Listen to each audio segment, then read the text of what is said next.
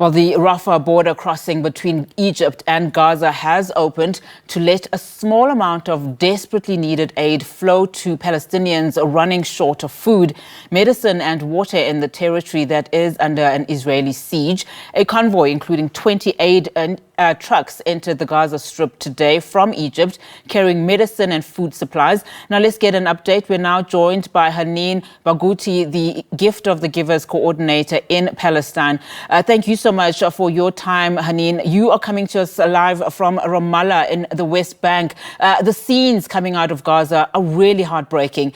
So the first shipment of the much needed aid has arrived in Gaza, but it's apparently not enough. So just talk to us about just how dire the situation in Gaza and, of course, the surrounds is currently.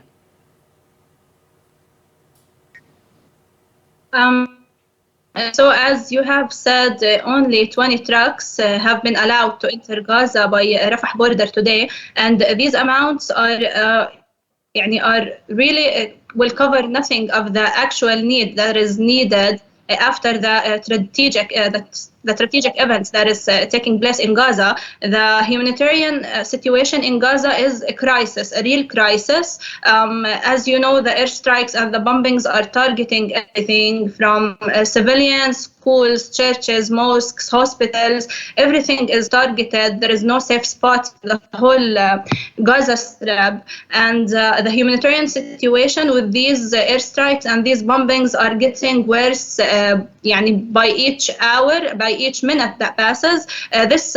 These has led to, as you said, thousands of civilians being killed. Over 1 million of people are displaced, and the families that are being displaced are in desperate need of food, in desperate need of water, in desperate need of the basic necessities of the daily life. And since the beginning of this aggression in Gaza, there is no electricity. The clean water is cut from Gaza, and the food supplies are running out of all places in Gaza.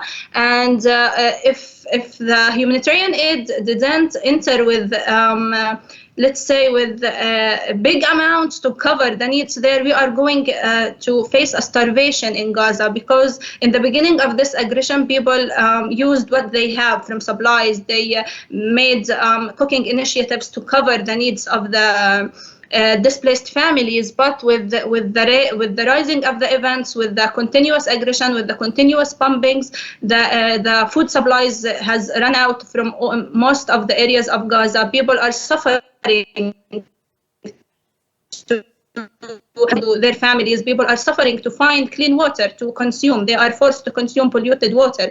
So these trucks that have that's entered Gaza today will cover less than a quarter of the actual needs of what's going on in Gaza, or the needs that are taking place with the civilians. Let aside that these trucks have, as you said, some aids for the hospitals, some medical supplies, as well as small amounts of water and food, but there is no fuel with it. And the hospitals with no electricity are using fuel to turn on and to work and to operate on generators. So with no fuel is being allowed to Gaza, most of the hospitals are not operating well.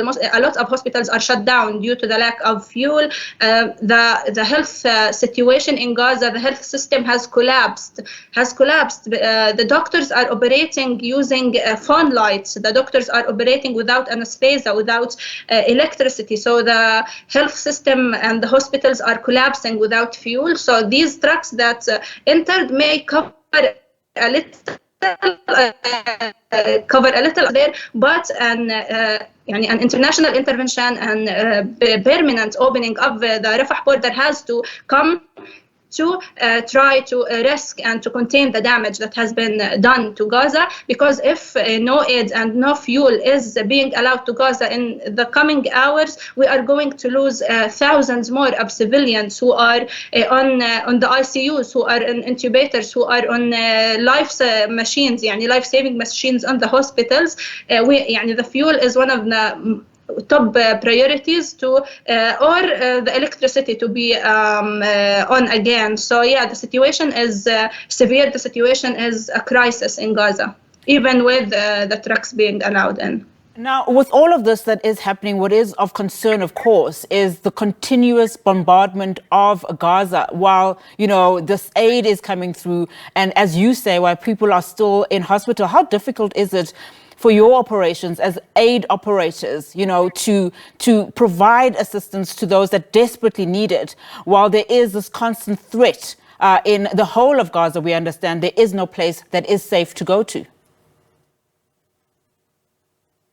Yeah, so since the beginning of this aggression on Gaza, our team in Gaza have been working their best to help as many as they can from the displaced families and also the injured people in the hospitals. In the beginning of the aggression, until now, we are distributing hot meals for the displaced families. We are distributing the basic emergency supplies for hospitals, the first aid kits for the injured people. We are trying our best to supply clean water, to distribute, clean water to the families and the displaced families. But as you said, with all the escalation that's happening, the working is really hard. Our team themselves are displaced from their houses, and we always say that their safety is top priority. But also, they are doing their best despite the danger they are in.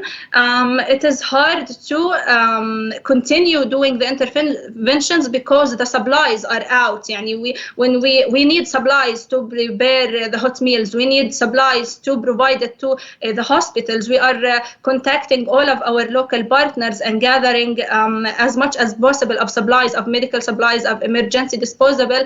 Until this point, we are able to gather small amounts of these things, but if the border did not permanently been open and all the aid from outside is allowed to enter, the interventions will be harder, and the starvation is going to happen, and the supplies are going to run out. They are running out now. With each minute, we are losing the hope to help people. So yeah, we need to open the border to allow as many as possible of trucks to all the international intervention teams that can help as many people as possible, because with it being closed with no supplies, even all the people that are working to help each other will stop working due to the lack of all the supplies needed. We do understand, of course, as we've said, that only 20 trucks are permitted at a time. And we've heard, from the UN that you need at least about 100 trucks entering Gaza on a daily basis. So you are in Ramallah on the West Bank. Just from a geographical perspective, just give us a picture in terms of where these trucks are entering Gaza. We understand, of course, the trucks are coming from Egypt. Israel has said that the trucks or any aid will not be coming from their end. So how far and wide will these trucks that are only coming from one point be able to reach all of Gaza, do you think? Yeah, so the only border that the Israelis agreed to open to let the aid come in is the Rafah border, although there is a border between the West Bank and Gaza, but it is closed, and the Israelis are refusing to open this border to let any humanitarian aid, because the border between the West Bank and Gaza is from the north, and the Israelis are forcing the people to leave the north to go to the south, and the borders with Gaza from the south is Egypt. So that's why they are only allowing the aid to come in from Egypt, because it's in the south, and their target, the Israelis' target, is to ethnically cleansing and force the people in the north to go to the south. And we in the West Bank are from the north to Gaza. That's why the border in the south, in the north, is closed, and the Israelis are totally refusing to open it to let any help from the West Bank enter Gaza, let alone that the West Bank itself is being invaded and is being also targeted by the Israeli forces. Yesterday, 14 young civilians were killed in the West Bank as well. Most of the roads in the West Bank are blocked, and there are checkpoints, there are gates on each city of the West Bank that the Israelis, since the beginning of the aggression on Gaza, have been closing and preventing the civilians of the West Bank to move freely. And also the attacks from the settlers that are taking place in the West Bank, the illegal Israeli settlers that are all over the West Bank are attacking the civilians and blocking them from moving freely. So even the West Bank is of course occupied since ever, and the occupation is restricting our interventions to Gaza, and we as Palestinians are not allowed to enter to Gaza. Even when there is no war, we are not allowed to enter to Gaza at any circumstances. So yeah, the only hope, the only gate that will lead or will allow the humanitarian aid to enter Gaza is from Egypt.